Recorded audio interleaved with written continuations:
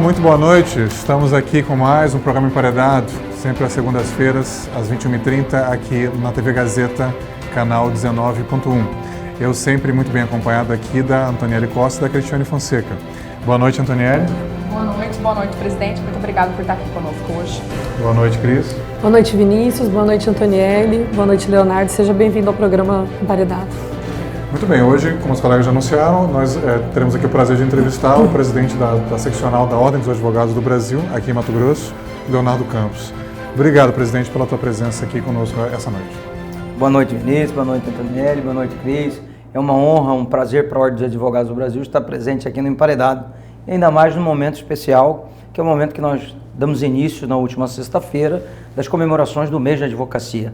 O mês de agosto, no dia 11, comemora-se o dia do Santo Ivo e o dia da advocacia, o dia do advogado e da advogada, e é um prazer estar aí lançando as atividades do mês exatamente no programa Emparedado. Entendi. Presidente, explica para o público a função da OAB, porque ela vai além, né, apenas de uma entidade representativa da advocacia, né? Explica um pouquinho quais os papéis principais que a OAB desempenha, por favor. Tirando os órgãos públicos, basicamente, o Ministério Público, o próprio Poder Judiciário, a OAB, dentre esses órgãos que pertencem ao sistema de justiça, é o único que tem assento constitucional. É o único onde a Constituição estabelece a dinâmica, o funcionamento e a essencialidade da OAB para a administração da própria justiça, assim como do Ministério Público e, obviamente, do próprio Poder Judiciário. Aí nascem os contornos diferenciais, ou diferencial, com todo o respeito que tem por todas as outras instituições e os outros controles de classe, que torna a OAB muito além de um simples conselho de classe, muito além de exercer a fiscalização e o disciplinamento da atividade da advocatícia. Mas, ao contrário, além dessas atividades, porta para dentro, como nós chamamos, intramuros, como nós chamamos, justamente por ter esse relevo constitucional, a Ordem é a grande defensora da boa aplicação das normas constitucionais, defensora do meio ambiente, dos direitos humanos, das garantias individuais, da boa aplicação das leis e da administração da justiça, tornando, portanto, a porta-voz da sociedade civil organizada. É a ordem que fala pelo cidadão, é a ordem que fala pela sociedade civil organizada, e por isso surge aí as prerrogativas da advocacia, que torna tanto o advogado como a advogada e a OAB não um mero conselho classista, mas um conselho que detém assento constitucional e precisa, portanto, dessas proteções constitucionais.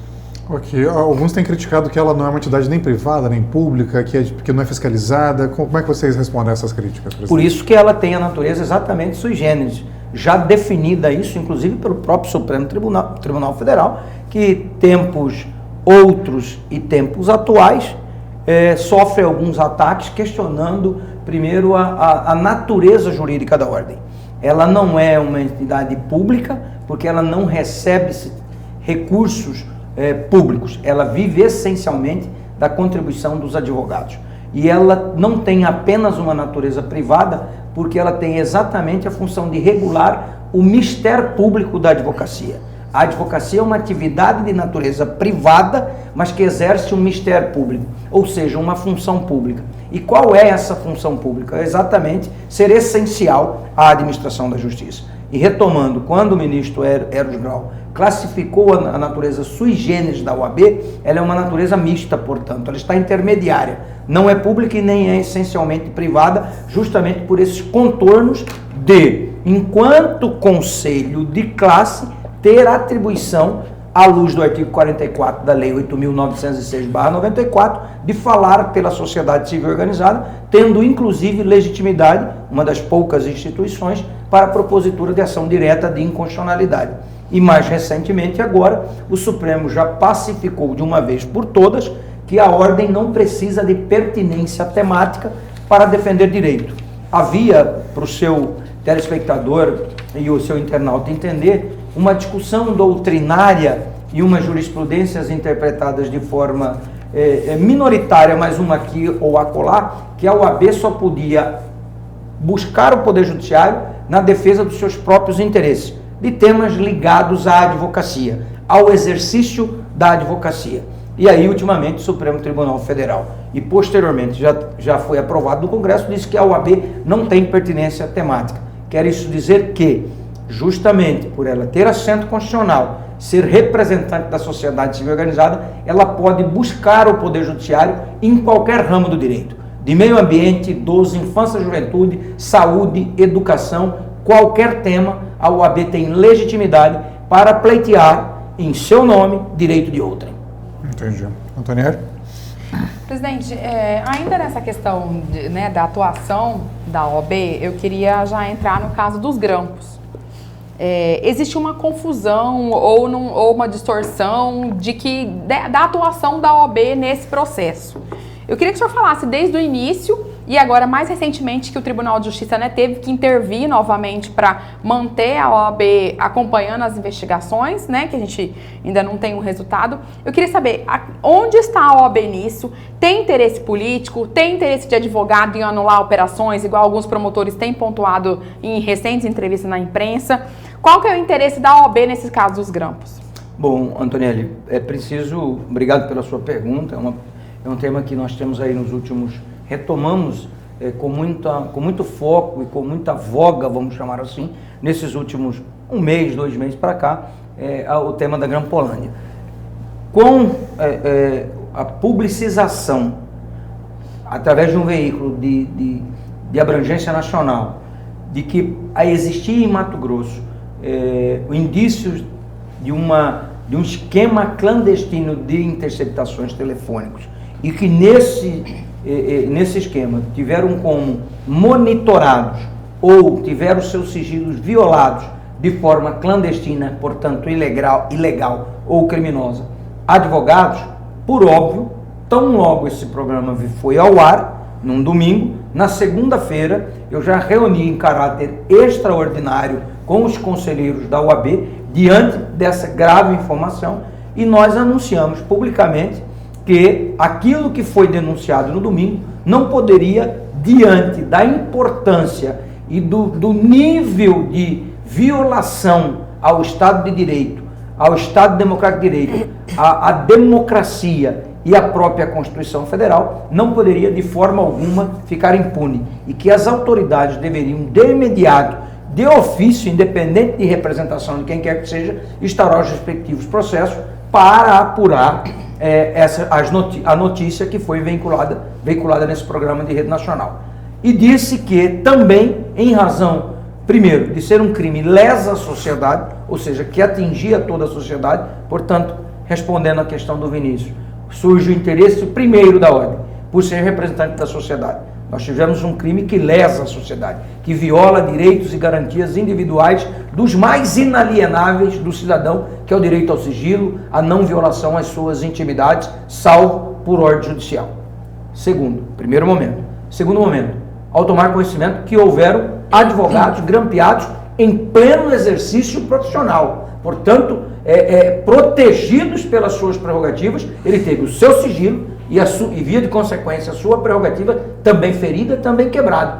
E, por interposta pessoa, ou por terceiro atingido, o cliente. Porque as conversas do advogado e cliente, ela tem a proteção constitucional do sigilo, não é para proteger o advogado, mas era para proteger aquele que nos constitui. E para deixar numa linguagem bem simples para o seu telespectador e o seu internauta, equipara seu sigilo daquele que vai ao confessionário falar com o padre. A proteção é a mesma. A garantia da não violação, da não revelação desses fatos, não é para proteger o padre ou o advogado, e sim aquele que confessa determinados fatos. Porque a Constituição nos garante que ninguém é obrigado a produzir prova contra si mesmo. Quando você, que está sendo acusado de determinados fatos, confessa ao seu advogado, isso precisa de uma proteção. Aí nasce, portanto, o segundo pilar de legitimidade da atuação da ordem. Quando nós dissemos, à época, que tomaríamos as providências, começaram a chegar várias denúncias na ordem. Aí que começa a descortinar o grande esquema denominado Grampolândia. A primeira delas, que foi objeto da reportagem, um processo que investigava uma suposta quadrilha de tráfico internacional de drogas, onde havia ou poderia haver indícios da participação de militares, de policial militares, que foram os fatos hoje, hoje que eu digo agora, revelados pelo coronel Zaqueu, que diz que naquela operação lá de Cássio houve a chamada, a primeira vez que foi revelado o funcionamento da chamada barriga de aluguel, que é você inserir números telefônicos, ramais telefônicos, de pessoas que não são investigados, com codinomes como se investigados fossem, para que, a partir de relatório do policial militar, o promotor pedisse a quebra do sigilo e o juiz autorizasse. Portanto, aspas, uma suposta quebra de sigilo com uma cortina de legalidade, quando ao fundo nós temos uma ilegalidade. Esse foi o primeiro aspecto. Então a primeira denúncia foi essa. A segunda denúncia que nos chegou versou sobre o que hoje também já se tornou público, a Operação Ouro de Tolo, que investigava desvio de recursos na Secretaria de Assistência Social, salvo engano, da ex-primeira-dama do Estado. Nessa operação, houve a inserção de vários números, salvo engano, 17 telefones, supostamente pertencentes à senhora ex-primeira-dama, que em verdade não eram dela, eram de familiares dessa ex-primeira-dama, inclusive do ex-governador, que não era objeto dessa investigação. Poderia ser investigado em outro, mas nessa investigação eles não eram sequer investigados, muito menos indiciados, muito menos estavam denunciados. Também chegou todo o processo e o modus operandi, e fizemos uma notícia-crime sobre esses fatos. E um terceiro pilar foi a quebra de sigilo, ou suposta quebra de sigilo, vinculado a dados fiscais de contribuintes junto à Receita Federal, à Secretaria de Fazenda, inclusive ministro do Supremo Tribunal Federal, desembargadores e demais autoridades locais, com participação de delegados e promotores que atuavam a nível de Cefaz. Essa é uma outra notícia-crime que também levamos ao Tribunal de Justiça. Por aí você tem noção da complexidade e da amplitude que esse chamada escândalo Grampolândia, que vamos tirar o nome Pantaneira, como eu tenho solicitado, porque o Pantanal não tem nada a ver com isso, é um patrimônio da humanidade que não pode ser atrelado a qualquer imagem negativa. E essas situações fizeram com que nós, como eu te disse, protocolássemos 3 notícias-crimes junto à Ordem dos Advogados do Brasil. E uma terceira delas, vinculada ao princípio da obrigatoriedade, que toda autoridade, todo cidadão, na verdade, mas em especial toda autoridade, que tem a ciência de um crime, tem por obrigação denunciá-lo. Nós tivemos aqui no âmbito de Mato Grosso várias situações, inclusive de colaboração ou delação premiada, onde pessoas confessaram crimes, de investigado passaram a ser vítimas, não sofrendo qualquer tipo de ação penal, por exemplo, como no caso, que é público notório, por isso vou mencionar, da JBS. Mas o que você atribui essa ligação que as pessoas fazem de falar que os advogados querem anular operações, querem livrar seus clientes, alguns advogados, às vezes até ligado ao grupo político que é do senhor dentro da OAB, como é que o senhor vê essas críticas? Já foi até promotor, já foi até na imprensa falar isso? Olha, eu até uso para contextualizar essa situação, eu uso uma frase do próprio Ministério Público e do próprio determinados juízes, ex-juízes, que quando no exercício da profissão diz, quando você não tem argumentos para desqualificar a acusação, que é o que interessa, você passa a desqualificar o acusador. Então eu só posso ter isso como uma ausência de argumento plausível, jurídico e social para desqualificar a atuação da Ordem dos Advogados do Brasil, que trouxe junto com a sociedade a exigência, e a palavra é essa, a exigência de que o Ministério Público, que é republicano da porta para fora, também o seja da porta para dentro. E que, se preciso for, assim como a Ordem dos Advogados do Brasil, puna os seus próprios integrantes. E nós não víamos isso até poucos dias atrás, quando o Procurador-Geral de Justiça resolveu, a partir da cobrança da Ordem dos Advogados do Brasil e da sociedade, que não admite que essa investigação tramite às portas fechadas, começou a sair da letargia que estava e pautar por ações visando investigar. Então eu quero crer que era a ausência de qualquer legalidade ou argumento com um mínimo de racionalidade e razoabilidade, esses argumentos de que a ordem tem interesse. Até porque eu sequer atuo em ações criminais, eu não sou O meu ramo de atuação profissional não é na área criminal. Eu não advogo para nenhum político, eu não advogo para nenhum partido político e eu sequer tenho filiação política partidária. Então esses são argumentos que, com todo o respeito que eu tenho ao Ministério Público, eles podem muito mais e têm capacidade intelectual para muito mais que isso. Ok, Cris?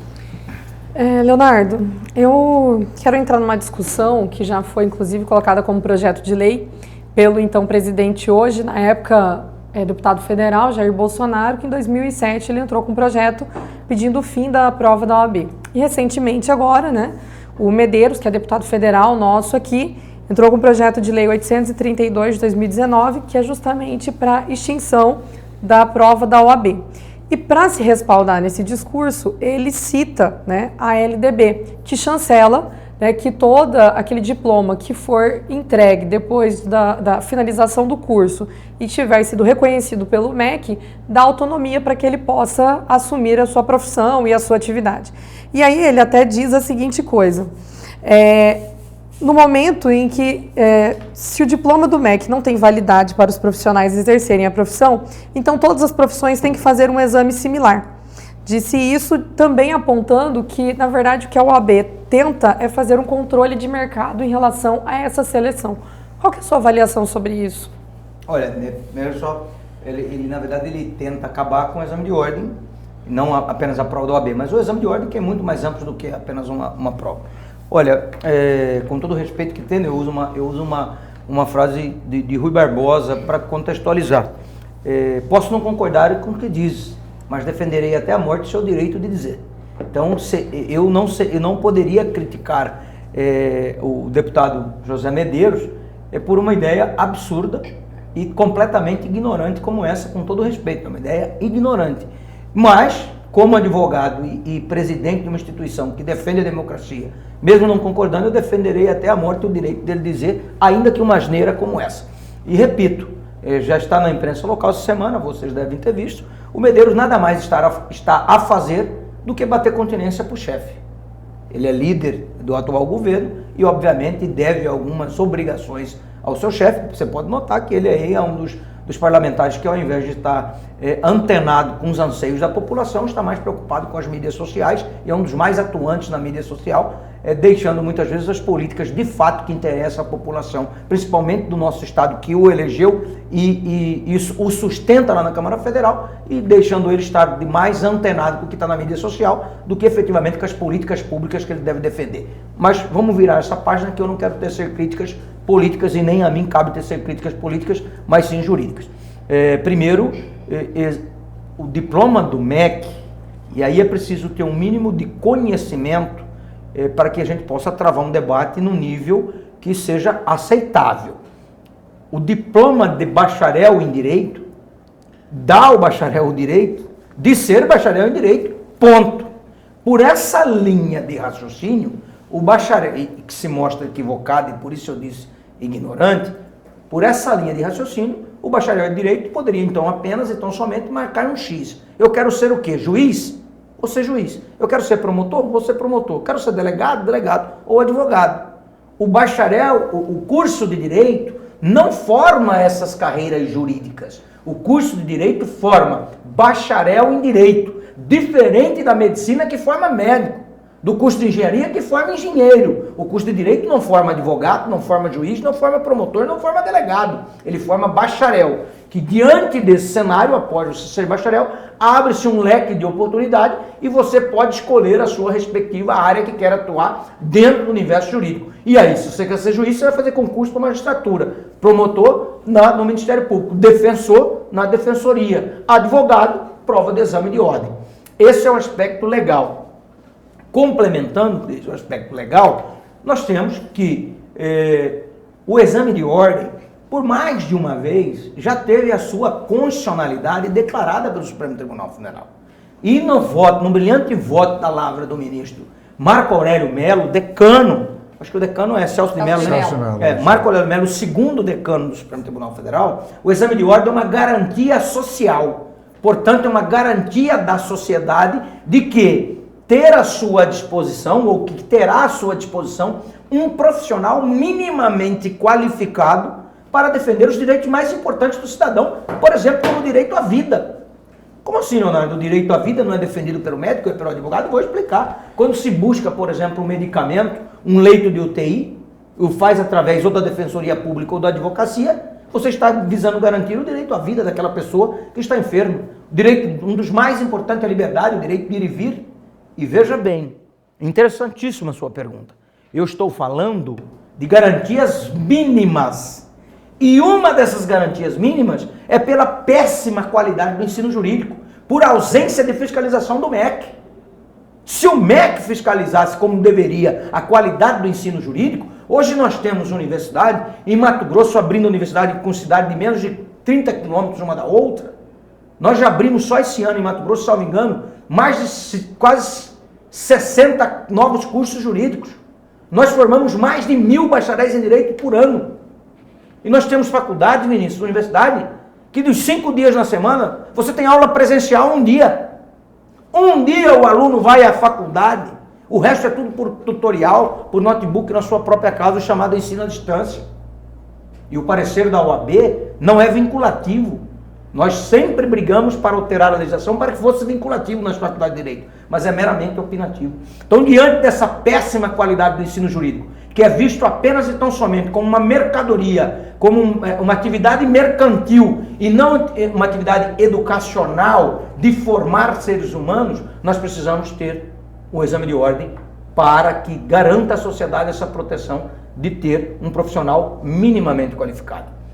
Eu me peço até desculpa por me alongar na resposta, mas ela ainda tem um outro viés. E aí é que eu quero chegar. O exame de ordem não é eliminatório. Então a reserva de mercado cai por aí. Se 1.000 advogados obtiverem a nota mínima, 1.000 examinados, 1.000 serão advogados. Se 10.000 tiverem 10.000, ou seja, não tem limite. Quantos atingirem aquela pontuação mínima passará. E por fim, para desmascarar ou contrapor de vez esses falaciosos argumentos, vou te dar um número muito simples para o seu telespectador fazer uma conta. Nós temos algo aí, 1.100.000 advogados brasileiros. Eu acabei de responder a pergunta do Vinícius, dizendo que a OAB não recebe recurso público, ela vive única e exclusivamente das nossas anuidades que pagamos. Nós temos 5 milhões de bacharéis. Eu te pergunto, é interessante financeiramente para a OAB ter o exame de ordem, sim ou não? É óbvio que a resposta é não. Eu saio de 1.100.000 inscritos para no outro dia eu ter uma possibilidade de 5 milhões de inscritos. Então esse é um outro argumento falacioso de quem não conhece o sistema OAB.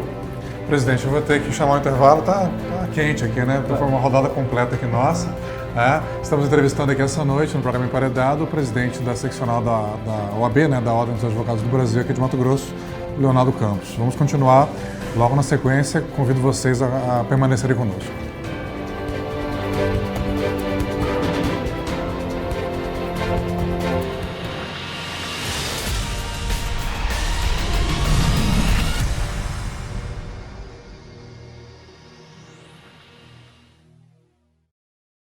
O restaurante Vila dos Lagos abre suas portas para servir Mato Grosso. O melhor das comidas típicas, com carnes, peixes e o churrasco, conforme manda a tradição.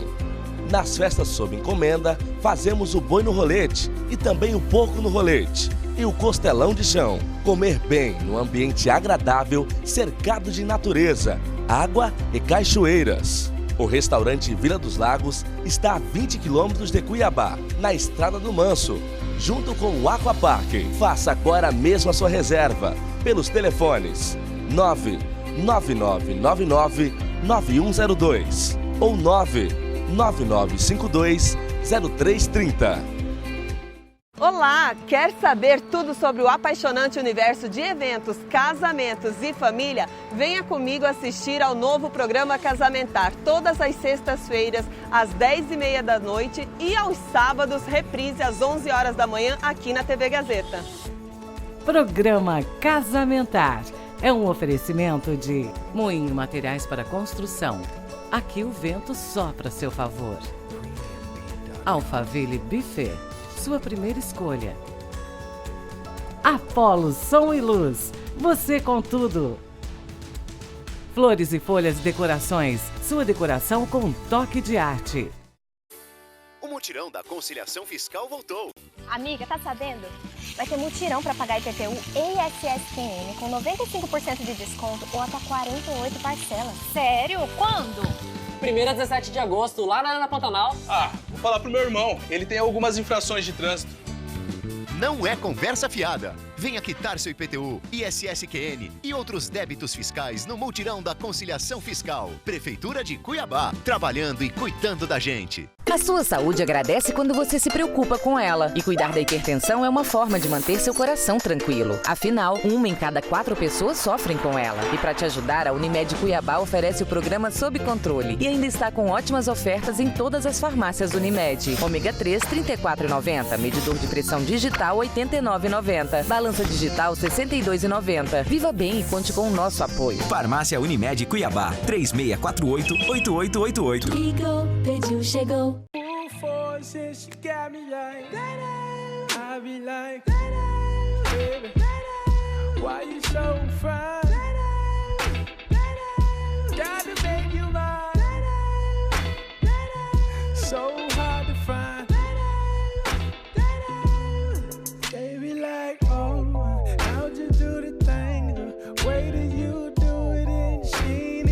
Adai Acessórios, Shopping Estação Cuiabá, piso L2.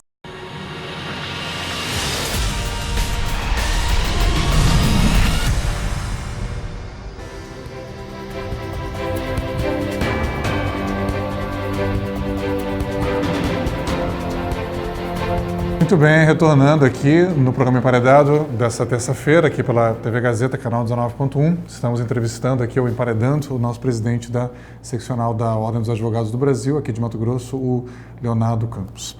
Bom, eu vou aproveitar então, presidente, a pergunta da Cris sobre o exame de ordem. A OAB não teria algo a fazer com os advogados que lecionam nas faculdades? Porque a OAB, de fato, não regula as faculdades, isso é competência do Ministério da Educação, não do MEC. Mas os advogados, não é exercício da advocacia, a magistratura, não, magistério, desculpa, nas faculdades de direito, ela não poderia punir os advogados que lecionam, né? Ou seria uma forma indireta de regular a qualidade dos cursos jurídicos, por exemplo? Olha, Vinícius, nós punimos a nível de Tribunal de Ética qualquer infração ao nosso estatuto ou ao Código de Ética. O professor ele precisa ter estrutura e por isso nós temos a comissão de estágio, exame de ordem, que lida com o estagiário.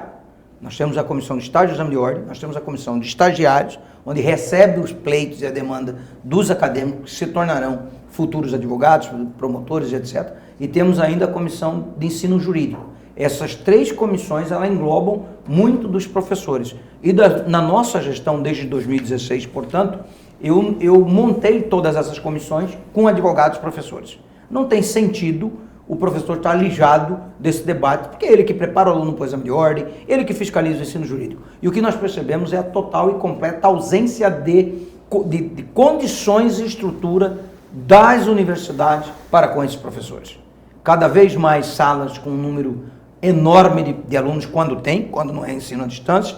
Cada vez mais essas universidades investem em hora-aula com valores absurdos, quase para não dizer irrisórios, o que não permite que esse professor se capacite. Cada vez menos professor com mestrado, doutorado, nem se fala, salvo, obviamente, as universidades que receberam o selo OAB Recomenda, a Universidade Federal, o NEMAT, essas ainda dão condições, porque tem uma visão mais de carreira acadêmica. Mas as outras, claro, tem no nível particular as exceções, mas a grande maioria não investe na qualificação do advogado-professor. Inclusive, isso nos levou a fazer várias representações junto ao Ministério Público Federal para que exercesse ou demandasse ações em face dessas universidades. Fiscalizar a biblioteca, por exemplo, estrutura física, enfim, uma série de coisas. O professor, na verdade, é uma vítima desse sistema. Então ele não pode ser punido porque ele não é o responsável, né? Entendi. Antonielli.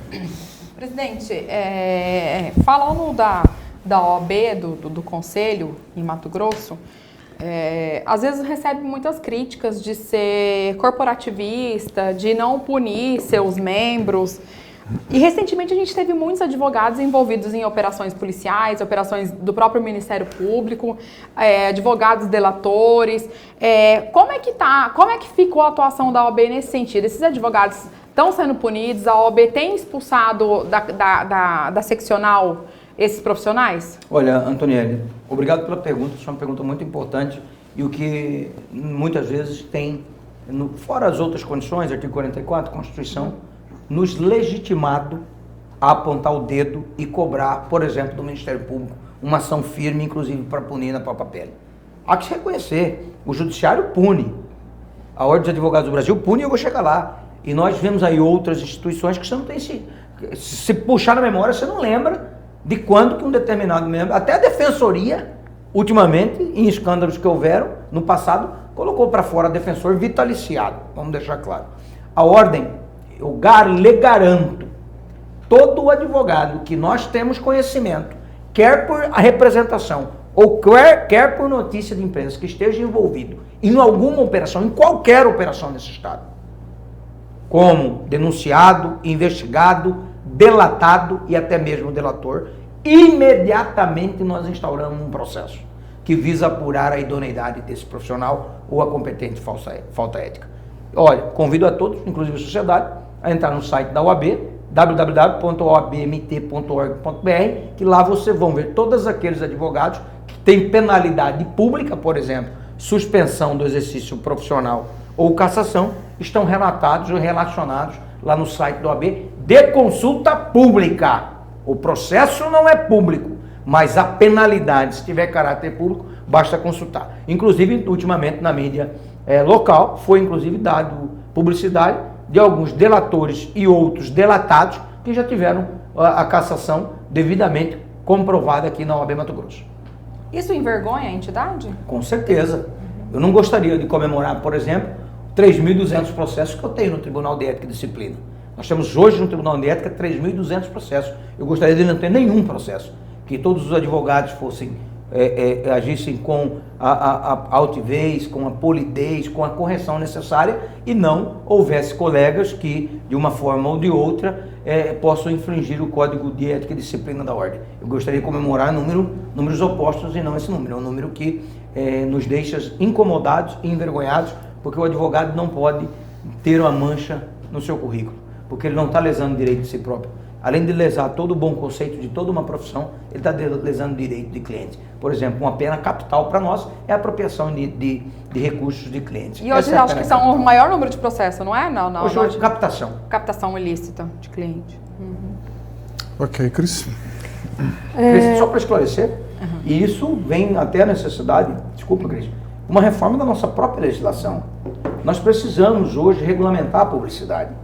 Nós temos, e comentávamos aqui, e esse é um anseio que eu tenho, e essa angústia, o anseio que você falou é a angústia que eu tenho. Muitas vezes a nossa legislação é um pouco arcaica. Uma captação indevida, esse feirão limpa-nome que você me disse, me cobrava aqui, se você for ver no Código de Ética, é advertência ou censura. E hoje nós precisamos estar em sintonia, isso é importante.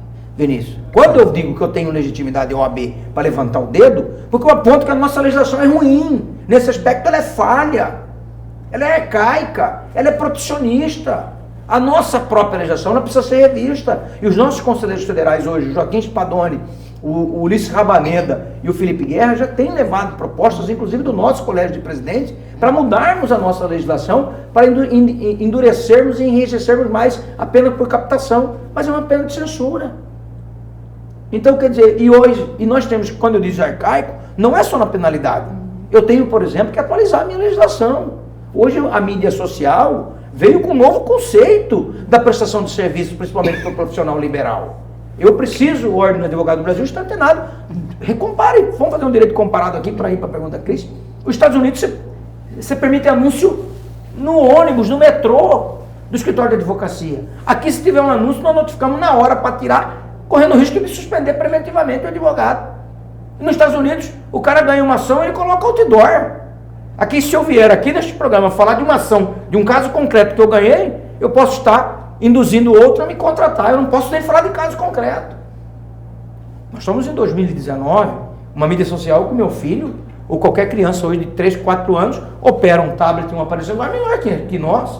Se relaciona com o mundo todo. Então, a nossa legislação precisa regulamentar esse tema, ou para liberar com moderação, e aí eu não sei se na mídia social, o professor Vinícius e a Cris, que são cientistas políticos que entendem mais de mídia social que eu, Não sei se existe moderação na mídia social. É um campo incontrolável. Mas eu só numa fala para aproveitar, Léo, que você falou da questão da captação ilícita, mas alguns juízes já têm dado condenação de má-fé, de litigância de má-fé aí, né? Nos juizados, principalmente, tem acontecido isso contra advogados, né? Olha, nós temos, esse é um meio, e aí que eu digo mais uma vez, a ordem defende o advogado e pune quando tem que punir, mas defende quando tem que defender. Eu não posso imputar ao advogado, claro, casos e casos, e aí eu teria que analisar caso concreto.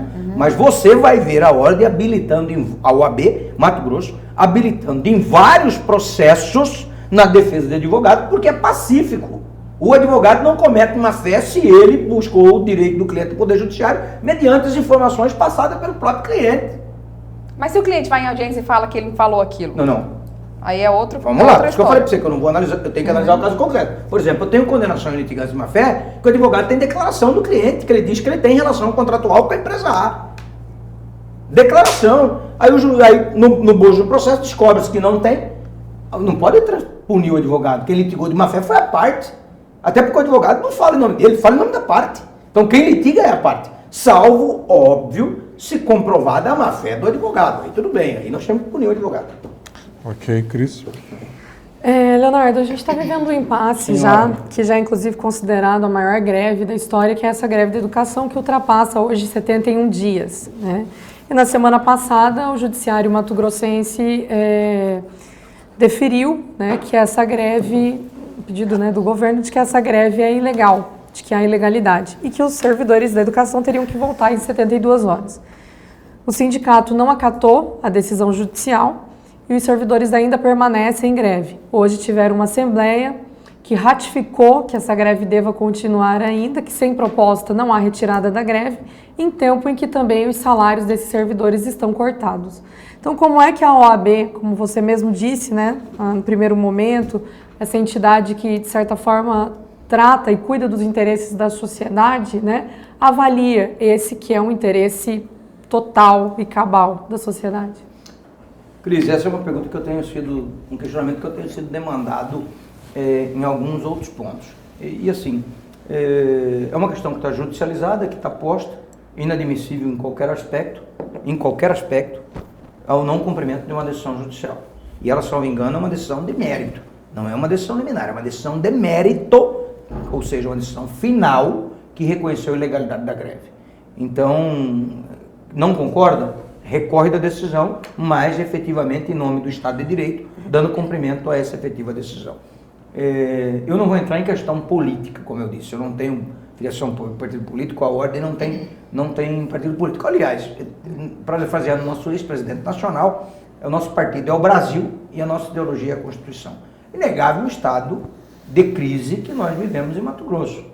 Eu acho que os professores, com todo o respeito e reconhecimento que têm pela categoria, deveriam retomar essa negociação fora da greve, no exercício profissional, através do seu respectivo sindicato, inclusive buscando o Poder Judiciário para resguardar os seus direitos nas leis de carreira, no RGA e etc. E não penalizar a sociedade. Como? Penalizando aqueles que dependem da escola pública para formar, aqueles que dependem do acesso à educação. Só está penalizando isso daí, a greve só está penalizando o filho do pobre. O filho do rico estuda na escola particular. Essa greve penaliza o filho de quem precisa, penaliza aquele que mais precisa da educação, que é o pobre. Então eu neste momento avalio como uma decisão, primeiro, descumprir judicial, nem vou discutir, que é uma decisão equivocada, descumprir decisão judicial. Segundo, acho que deveriam ter a sensibilidade, todas as categorias, de entender a real situação que passa o Brasil, e em especial Mato Grosso, financeiramente, e contribuir cada um com sua parcela, aspas, de contribuição. Cada um deve ceder um pouco e retomar as aulas e as negociações darem a nível dos representantes da categoria, através do sindicato, inclusive judicializando. Um ponto em relação a isso, desde o dia 27 de maio essa greve, né, se inicia, e o corte de ponto desses servidores também é desde o dia 27 de maio. A priori, o movimento respalda que a Constituição garante o direito de greve, que consequentemente também permite a manutenção do salário. No entanto, o governador fez um corte do salário desses servidores desde o dia 27, então já tem quase 3 meses que esses servidores não têm pagamento. E é como que a OAB pontua esse caso em específico, com relação ao corte dos pontos? Olha, se a Constituição garante o direito de greve, e no direito de greve não pode haver corte de ponto e o subsídio, o provento deve ser mantido integralmente. Porém, a greve foi declarada ilegal. Se a greve foi declarada ilegal, nasce o direito do empregador reter ou cortar o ponto do seu salário, porque aquele movimento não é considerado dentro dos parâmetros da lei. No entanto, essa greve só foi considerada ilegal na semana passada. Até então, os servidores não tinham já uma decisão de greve considerada ilegal e não receberam salário ainda. Aí vai precisar analisar o caso concreto, os advogados do sindicato, se essa decisão retroage ou não retroage. Que era o quê? Que ela não retroage, né? Daqui para frente. Ok, vamos para mais um intervalo. Nós estamos aqui entrevistando hoje o presidente da seccional da Ordem dos Advogados do Brasil de Mato Grosso, Leonardo Campos. Eu, juntamente com a Cristiane Fonseca e a Antoniele Costa. Convido vocês a continuarem conosco logo após o intervalo. Até logo.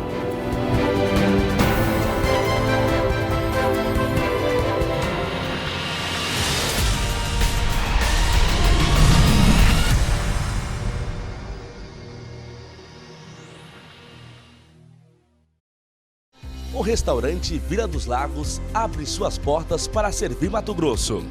O melhor das comidas típicas, com carnes, peixes e o churrasco, conforme manda a tradição.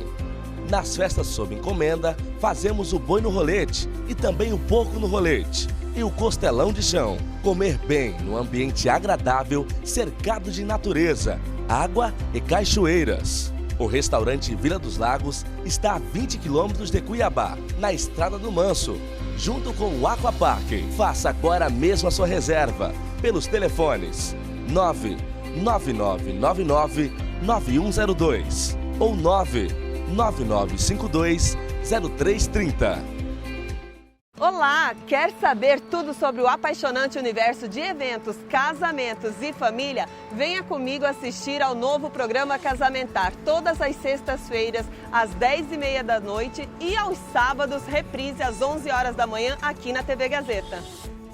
Programa Casamentar é um oferecimento de Moinho Materiais para Construção. Aqui o vento sopra a seu favor. Alphaville Buffet, sua primeira escolha. Apolo Som e Luz, você com tudo. Flores e Folhas Decorações, sua decoração com um toque de arte. O mutirão da conciliação fiscal voltou. Amiga, tá sabendo? Vai ter mutirão para pagar IPTU e ISS-QN com 95% de desconto ou até 48 parcelas. Sério? Quando? 1º a 17 de agosto, lá na Arena Pantanal.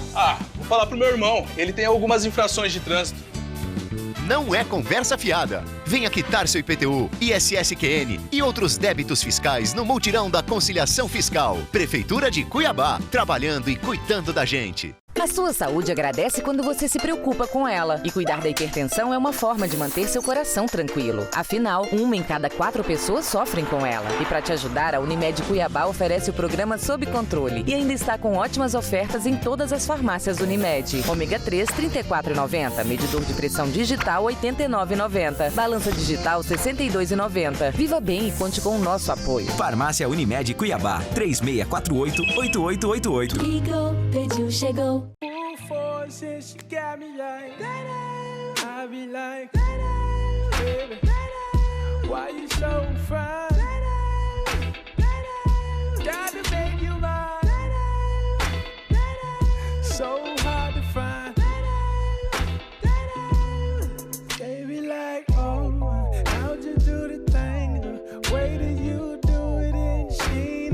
Adai Acessórios, Shopping Estação Cuiabá, piso L2.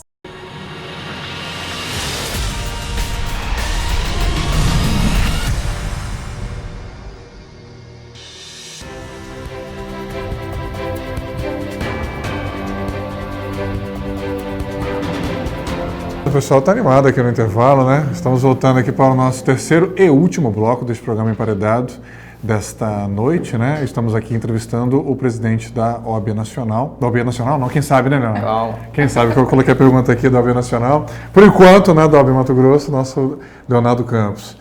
Bem, quem terminou a crise, né? Então, vou puxar esse gancho então, presidente. E esses embates, né, que aconteceram na semana passada entre o presidente da OAB Nacional e o presidente da República, né? Essas ofensas, essas acusações, né, muito fortes.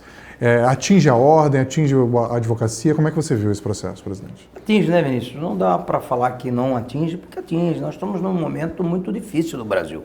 Nós estamos num momento que vem desde do segundo mandato da presidente Dilma Rousseff, um momento de extrema divisão entre um fla-flu eterno, um Corinthians e Palmeiras, um nós e eles. Que tudo que se faça de um lado, o outro lado, opositor, critica como o absurdo e assim por diante, uma divisão clássica no país.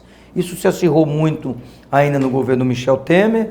Nós pedimos o impeachment da Dilma, nós pedimos o impeachment do Michel Temer, e aí, obviamente, que nós tínhamos aí uma parcela da população que apoiava o atual presidente Bolsonaro por correntes políticas, partidárias e de ideologia, uma outra grande massa, e você é um grande cientista político analista político nisso, uma grande massa anti-PT, que somou com os Bolsonaros, deu uma imensa maioria esmagadora de intolerância ao PT, de ter criado esse sentimento em parte da população, e os outros que eram os petistas, naturais, que votavam numa candidatura ligada ao governo anterior. E, obviamente, que no meio de tudo isso nós temos advogados. E, assim como a população e as redes sociais estão muito intolerantes, uma terra de ninguém, que o marco regulatório precisa ser mais duro nisso, imputações graves nas redes sociais, nós temos os robôs, as milícias, nós detectamos no nosso sistema da OAB milícias virtuais atacando com um tema de forma coordenada.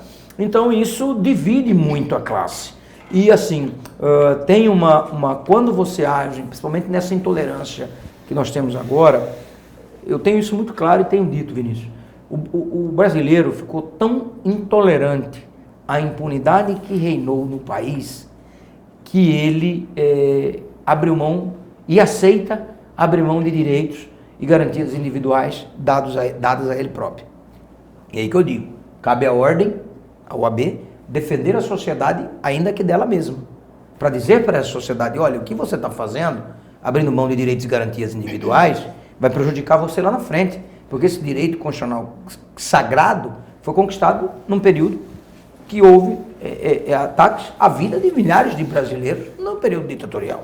Então, quando eu vejo, por exemplo, a restrição a um HC, na dita 10 medidas de combate à corrupção salvadoras do Ministério Público Federal, o Instituto do Habeas Corpus é o Instituto do Povo Brasileiro.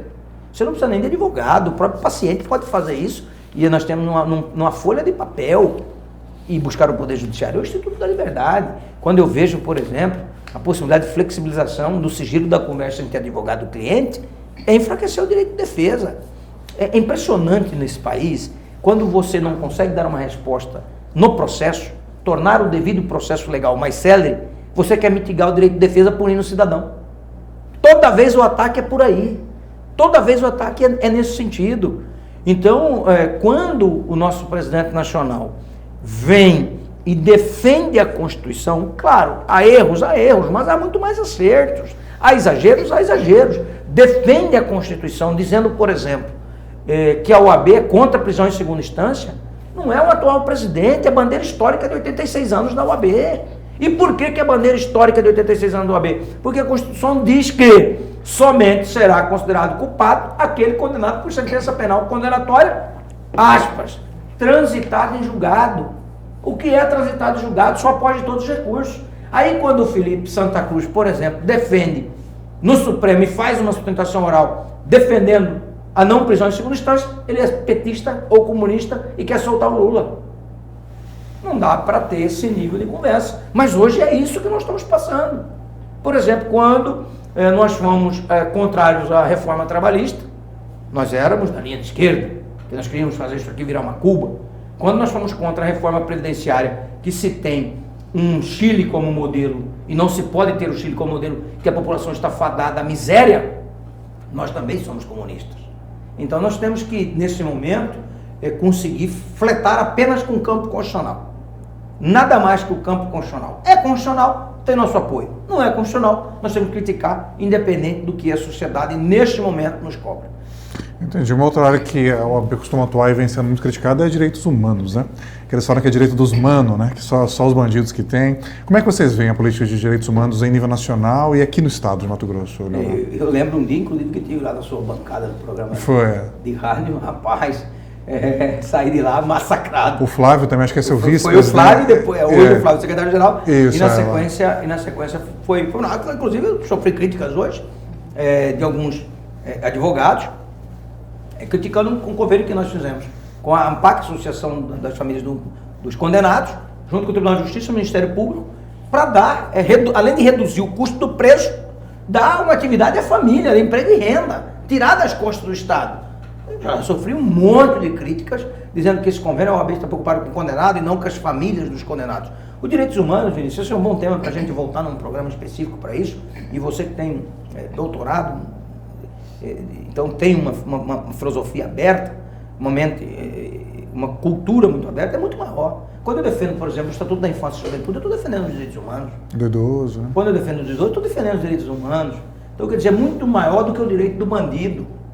Não, os direitos humanos não se restringe ao direito do bandido. O direito do bandido, do preso, não vamos chamar de bandido, vamos chamar de preso.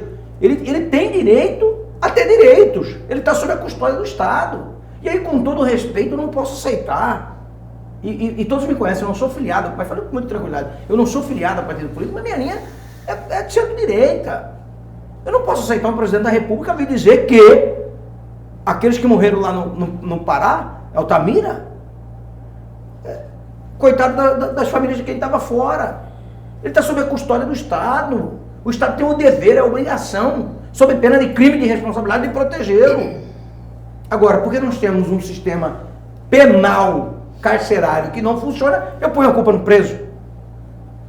E não é por aí. Aí eu não estou tratando de direitos humanos. E eu estou tratando de direitos humanos da sociedade. Porque, veja bem, o sistema carcerário brasileiro ressocializa ou é uma escola do crime? Essas pessoas um dia vão sair. Porque não tem prisão perpétua no Brasil. E eles vão sair de lá pós-doutorado no crime. E vai atacar quem? Nós, sociedade. Então, os direitos humanos que nós estamos defendendo, de ter um preso que trabalhe, um preso que pague pela sua pena, que pague por estar na cadeia, eu não estou nem falando de privatização do sistema prisional, estou falando para proteger a própria sociedade, porque esse cara vai sair de lá um dia, e ele vai sair de lá pós-doutor no crime, como nós temos visto. Ok. Antonello? Presidente, eu queria voltar nessa questão dos grampos, que o senhor falou, eu estou um pouco rouca hoje, mas o senhor falou que foram 3 notícias crimes, né? A gente tem uma ação penal em andamento, que é o caso dos militares. Já está bem avançada, vai ter a fase de instrução, julgamento. Vai para julgamento. Isso. E aí nós temos o segundo caso, que é o caso da quebra dos dados, que são a investigação contra os promotores, que é essa última que o desembargador decidiu que a OAB vai continuar participando e deu até um prazo para que o NACO conclua a investigação contra esses promotores. E a gente tem um terceiro caso que o senhor colocou, que são das operações do GAECO. O senhor, de fato, a OAB tem participado, o Ministério Público já mandou alguma coisa, caminhou alguma coisa nesse período, depois dessa decisão do desembargador Orlando Perry? Caminhou. Mas é preciso ser bem claro, o inquérito policial militar, a ação penal militar, que vai ser julgada agora, já está em fase de alegações finais, ela não tem nada a ver com as notícias crimes da OAB. Envolve os mesmos fatos, porque é tudo Grampolândia. Aí ela vem fazendo a ramificação, mas essa ação apura conduta militar, se houve ou não ofensa ao Código Penal Militar, pelo militar no exercício da função de militar. Então ela é uma ação específica. As notícias crimes da OAB, como eu digo, são o princípio da obrigatoriedade, que não houve denúncias ao comissário do crime, quebra do sigilo fiscal na Secretaria de Fazenda e barriga de aluguel. Aí, barriga de aluguel, nós temos a operação lá de Cáceres, nós temos a operação Ouro de Tolo e agora o Cabo Gerson revela umas outras operações. Fora isso, nós temos ainda a tônica da reportagem que houve um escritório clandestino de Arapongás, que aí nós não estamos falando de barriga de aluguel. A barriga de aluguel há participação, ou melhor, corrigindo, investiga-se a participação de promotores. No escritório clandestino de Arapongás, investiga-se a participação de militares. Então, são essa pleiade de fatos que estão sendo investigados. E a gente, respondendo a sua pergunta, depois da decisão do desembargador, primeiro foi a decisão do Tribunal Pleno, depois o processo foi avocado para o STJ, retornou para cá, o desembargador Orlando Perrido novamente deu uma decisão ratificando aquilo que o Pleno disse. Nós já fomos avisados pelo NACO de umas 2 ou 3 oitivas que estão ocorrendo e participamos dela através do advogado, dos procuradores da OAB e do advogado Rodrigo Sorineu, que tem acompanhado essas oitivas. Ok, Cris. Bom, tenho 2 perguntas, uma é de um telespectador, mas primeiro trazer à tona aqui a questão da lei do abuso de autoridade. 2 anos parada, essa lei volta agora em tona com mais força, né, para ser discutido no Congresso, tendo muito como base hoje aí essas interceptações aí que foram feitas entre o Moro e o Dallagnol, enfim. Que é justamente hoje prever aí punição, né, tanto para juízes como para procuradores. Qual que é a avaliação da OAB com relação a isso? Cris, primeiro é preciso voltar um pouquinho no tempo. O projeto de lei de abuso de autoridade, que vem mais ou menos acoplado ou em sintonia, ou ao mesmo, em sintonia não, porque um fala uma coisa e outro fala outra, mas vem acoplado na mesma discussão, vamos chamar assim, das ditas 10 medidas de combate à corrupção do Ministério Público Federal, não tem nada a ver com essa, aspa, promiscuidade entre Moro e Dallagnol. Não tem nada a ver. Sim. Isso, o projeto tramita muito tempo antes, não é isso sério. Esse projeto sai das 10 medidas, dizendo que a lei de abuso de autoridade tornará crime, porque hoje não é crime, você só busca as corregedorias, e nós temos visto aí o quão as corregedorias são corporativas, com raras exceções, e você não tinha um tipo penal para punir o abuso. Então é um projeto que a ordem também depende muito e na proteção da sociedade, que foi como eu disse,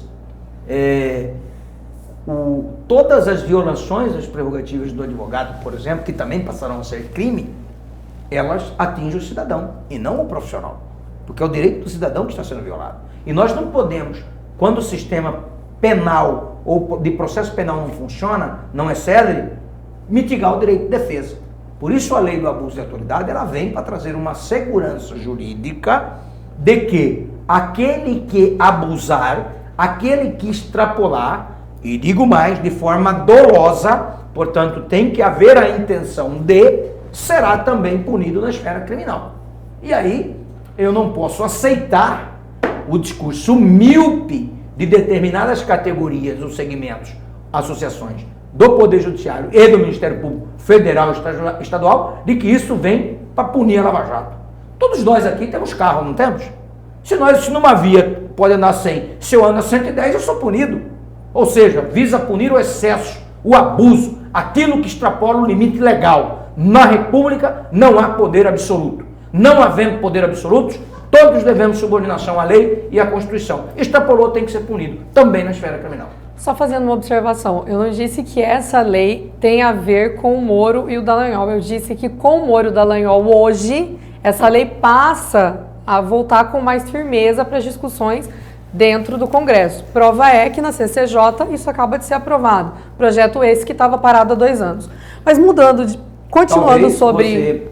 Você, à frente do seu tempo, já tenha previsto que se a lei tivesse válida, esse seria o primeiro caso que talvez poderia ser punido, essa promiscuidade entre Moro e Dallagnol, que andou acontecendo aqui em Mato Grosso também. E a Grampolândia apura exatamente isso. Que teve aí ex-integrante do Poder Judiciário se arvorando na imprensa hoje aí, porque passou de paladina da moralidade para investigada. Uma condenada, num processo condenado, e outra investigado. Talvez, no linguajar popular, a água começa a chegar no nariz e a gente percebe o foco e o mudar de opinião de uma água de uma hora para outra. Ou seja, a conveniência, faço o que eu faço, falo, mas não faço o que eu faço. Você foi muito além do seu tempo, se a lei tivesse válida, talvez Moro e Dallagnol seria o primeiro caso a ser punido por essa lei. E aí, voltando nesse assunto exatamente, né, assim, até o momento o Moro, ele não desconheceu nenhuma das mensagens, também não afirmou nenhuma delas. Então isso, a priori, coloca aí que ele não tem contestamento acerca do que está sendo hoje velado. Nem o Dallagnol. Hoje, inclusive, ele admitiu que uma palestra foi dada, né, e que ele não declarou, não foi declarada.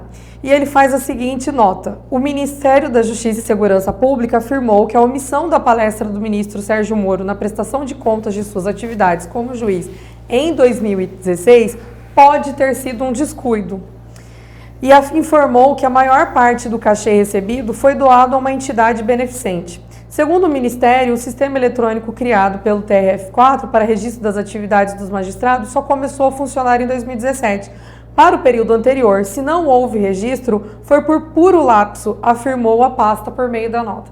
Fala de Moro, né, ex-juiz, né, hoje ministro da Justiça, com relação à não declaração de palestras feitas no período em que ele se empoderou nas investigações. Qual que é a sua avaliação sobre isso? E já aproveitando o gancho, qual a sua avaliação sobre a ação Moro-Dallagnol nesse processo que incriminou o ex-presidente da República, Luiz Inácio Lula da Silva?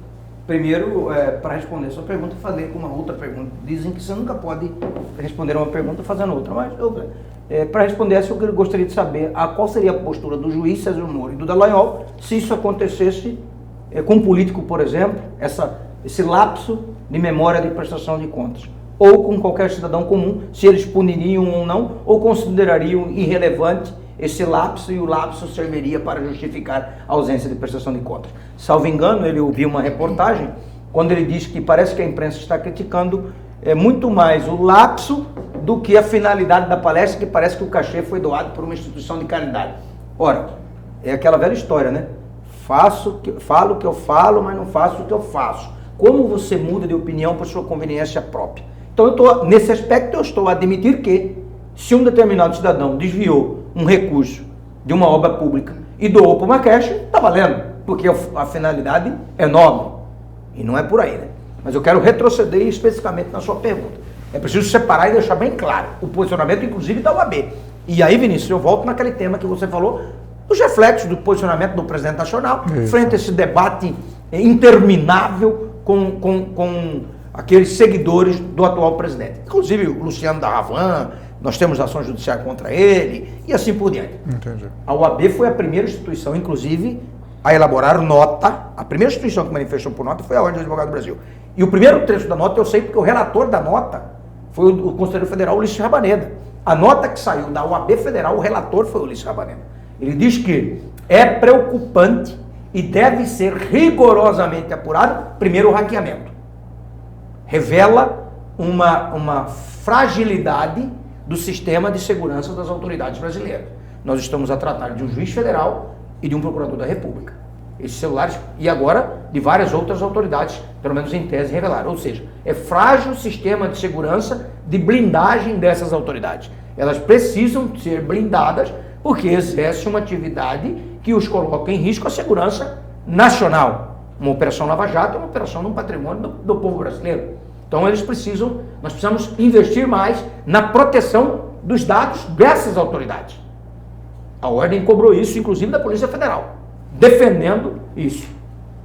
E segundo, o teor dos diálogos, que até agora ninguém os confirmou, mas ninguém os negou. Ninguém os negou, nenhum dos dois. E esse teor do diálogo, para não revelar a prática de eventual crime, no mínimo, revela uma promiscuidade entre acusação e julgador. Paridade de armas aí nunca existiu. O processo penal, o devido processo legal, ele fala que o Ministério Público acusa, a defesa defende, e no centro, exatamente aqui no centro onde eu estou, o juiz imparcial e atento aos reclamos da acusação, as imputações da acusação e os reclamos da defesa, aplica a lei ao caso concreto, distribuindo a justiça. Absolvendo quem tem que absolver, condenando quem tem que condenar. E ele não pode se imiscuir na investigação. Claro, se confirmada a veracidade desse diálogo, nós temos uma orientação, inclusive de mídia, de vazamento para mídia, o que é crime. O ministro Gilmar Mendes sempre combateu isso, sempre disse isso há tempos e foi muito criticado. O julgador conduzindo a operação que ele próprio vai julgar. Inadmissível, é uma violação sem precedentes ao devido processo legal. Agora, isso terá reflexo nos processos? A exemplo da Gran Polônia, eu fiz um discurso muito sereno e maduro. Eu tenho um posicionamento muito sereno. tem que ser analisado o caso concreto. Se aquela prova foi ou não contaminada. Se foi contaminada, aquela prova não serve. Você vai discutir isso a nível de revisão criminal, é aí os criminalistas que vão dizer não é a minha área de atuação. Se a prova não foi contaminada, não há que se falar em nome até da segurança jurídica de mudança de eventual condenação, aí ela é imutável. O senhor trouxe para a Grampolândia também, no caso, então, as operações do GAECO, quando o senhor se refere a esses fatos. Se essas barrigas de aluguel vão atrapalhar ou não essas operações? Rapidinho, presidente. Claro, primeiro tem que ser comprovado. Se comprovado a veracidade da barriga de aluguel e o reflexo dela em determinado caso concreto, se alegado pelos advogados ou por quem quer que seja. Muito bem, teremos muito mais perguntas, né, aqui para trabalhar com o nosso presidente da OAB, mas o nosso tempo é curto. Então eu quero agradecer, presidente Leonardo, pela tua presença aqui conosco e dar um espacinho para as suas considerações finais. As considerações finais, acho que o senhor podia falar sobre o futuro do Léo, presidente da OAB.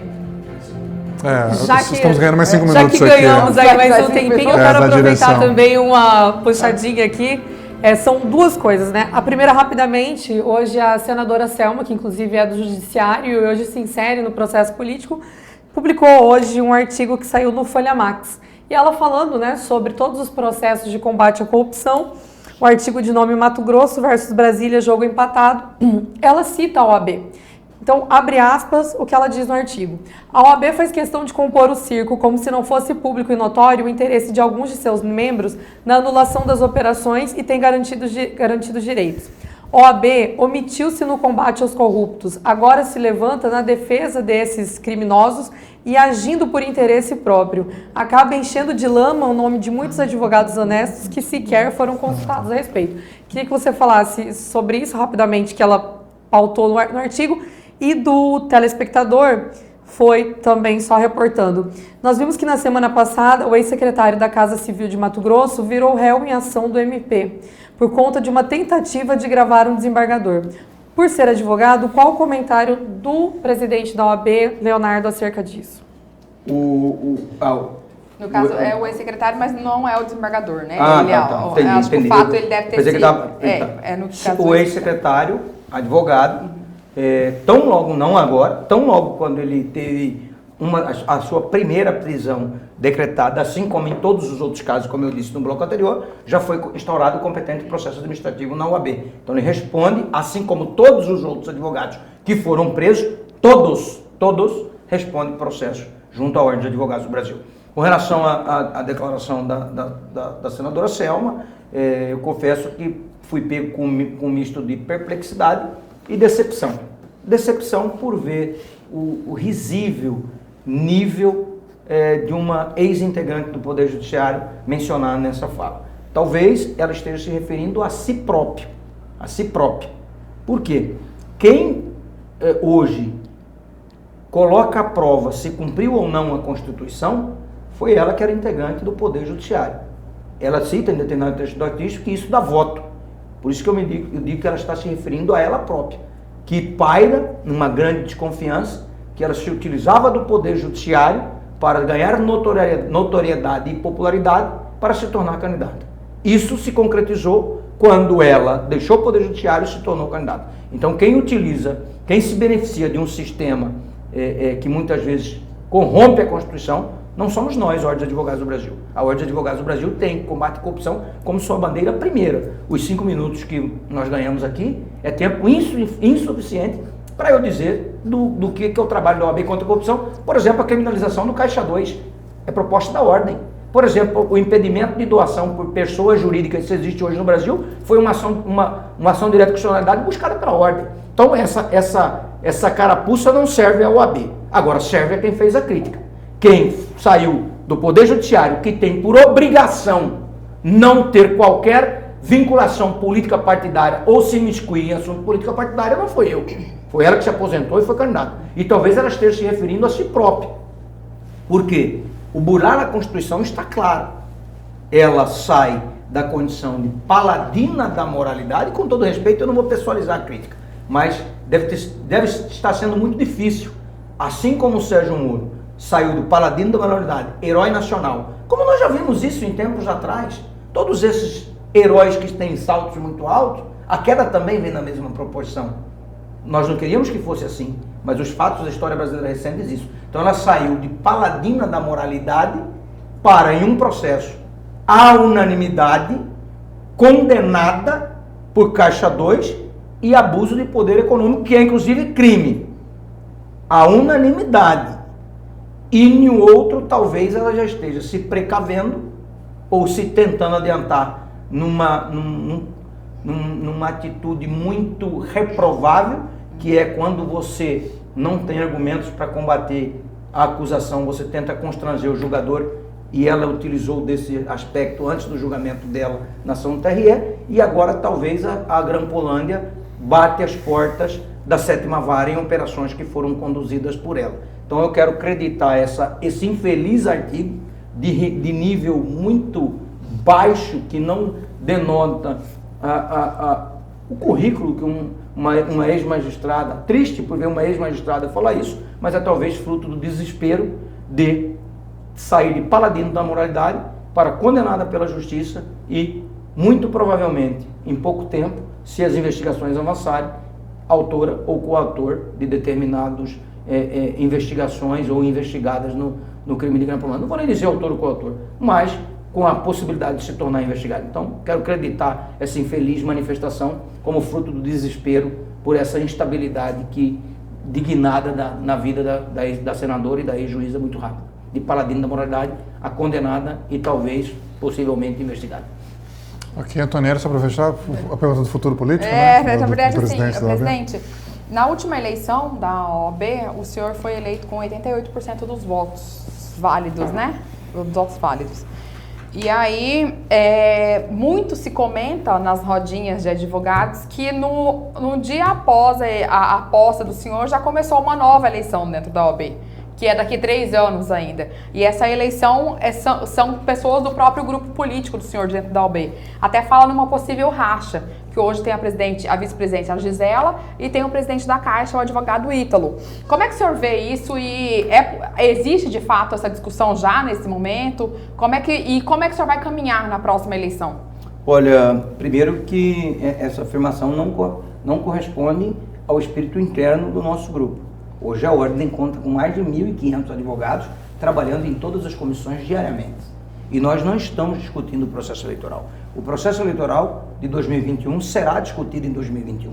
O que nós estamos discutindo agora é retribuir uma gestão passada com 92% de aprovação, que culminou com uma eleição histórica em 85 anos da OAB Mato Grosso de chapa única, que teve 88% dos votos válidos. Então, nosso compromisso é com o advogado e com a advogada mato-grossense. É cumprir tudo aquilo que prometemos aos advogados e às advogadas. Obviamente, se nós conseguirmos cumprir e desempenhar um bom trabalho, um bom mandato, melhor que o primeiro, para superar esses 92% de aprovação, nós teremos aí total condição e credibilidade de disputar uma próxima eleição. Então, o nosso grupo... Não existe uma discussão aberta, né, presidente? Mas assim, nas rodinhas, nas coisas de grupo, isso de fato ocorre, né? Inclusive, talvez, se já existe a colocação de nome, eu vou deixar bem claro, nada há vedação de eu, inclusive, ir para um 3º mandato.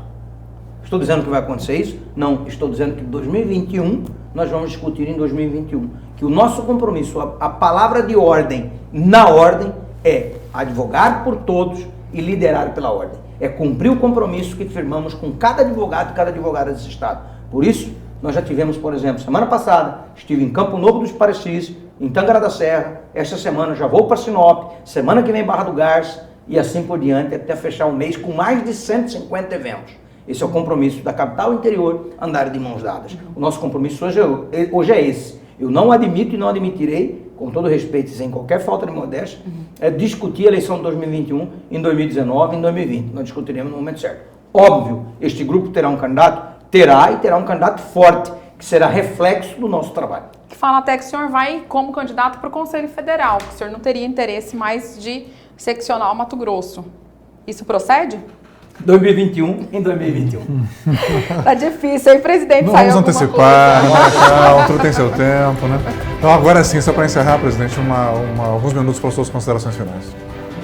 Vinícius, Antonielli, Cris, muito obrigado pela oportunidade, agradecer aí a todos os internautas, a todos os telespectadores, dizer que essa luta muitas vezes ela é inglória, muitas vezes nós somos criticados, mas graças a Deus a sociedade mato-grossense tem entendido que a ordem é a sua grande porta-voz, e por onde eu ando nesse estado, e vocês sabem que frequento todos os ambientes, vou no açougue, vou na feira do Porto, a sociedade tem nos cumprimentado e parabenizado, depositando na Ordem dos Advogados do Brasil as suas esperanças para ver revelado vários escândalos, em especial a Gramponândia.